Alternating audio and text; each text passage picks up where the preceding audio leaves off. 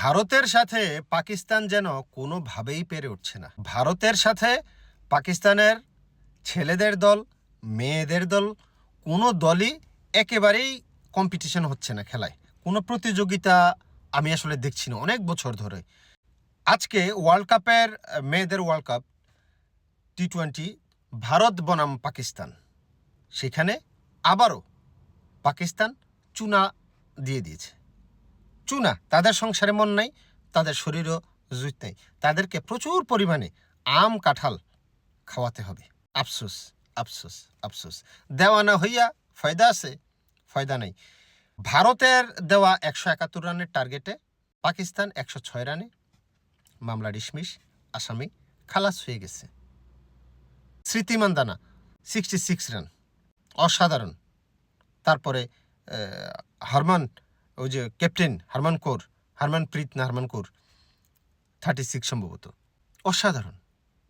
170 run টার্গেটে, 171 রানের টার্গেটে যখন ব্যাট করতে নামলো পাকিস্তান, শুরুতে কিছুটা মনে হচ্ছিল যে হ্যাঁ পারবে হয়তো বা কাছাকাছি যাইতে পারবে, কিন্তু মানে ভারতের বোলিং লাইন আপের এগেনিস্টে দুমড়ে মুচড়ে শীত হয়ে পড়ে গেছে। প্রথমে একটু ফুঁস ফাঁস মানে সাপের মতো, ধুরা সাপ আছে না, ফুঁস ফাঁস করে সারাক্ষণ ফুঁস ফাঁস করছিল, কিন্তু সময় মতো সবল মারতে পারে না, শীত হয়ে পড়ে যায়।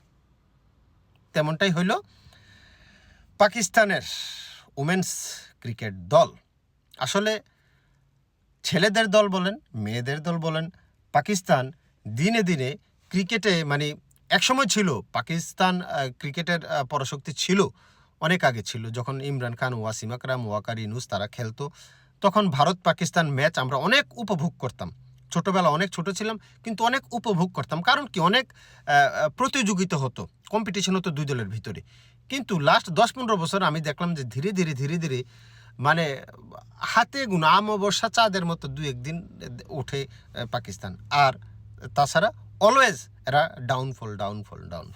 কারণ তাদের সংসারে মন নেই, শরীরও তাদের জুত নেই। দেওয়া না হইয়া ফয়দা আছে, তাদেরকে দেশের বাড়ি খুব তাড়াতাড়ি পাঠাইতে হবে, পাঠায় আম কাঁঠাল খাওয়ানোর ব্যবস্থা করতে হবে। আর আপনার যদি সংসারে মন থেকে থাকে, শরীরে জুত থেকে থাকে, তাহলে আর বসে থেকে লাভ আছে? দেওয়া না হইয়া ফয়দা আছে? হাতের কাজটা সারিয়ে ফেলেন, চ্যানেলটাকে সাবস্ক্রাইব করে দেন, ফেসবুক থেকে দেখে থাকলে লাইক কিংবা ফলো দিয়ে পাশে থাকেন, বোঝা যাবে শরীরে জুত আছে না নাই। বাই, হাতের কাজটা সারিয়ে ফেলেন, দেওয়া না হইয়া ফয়দা আছে?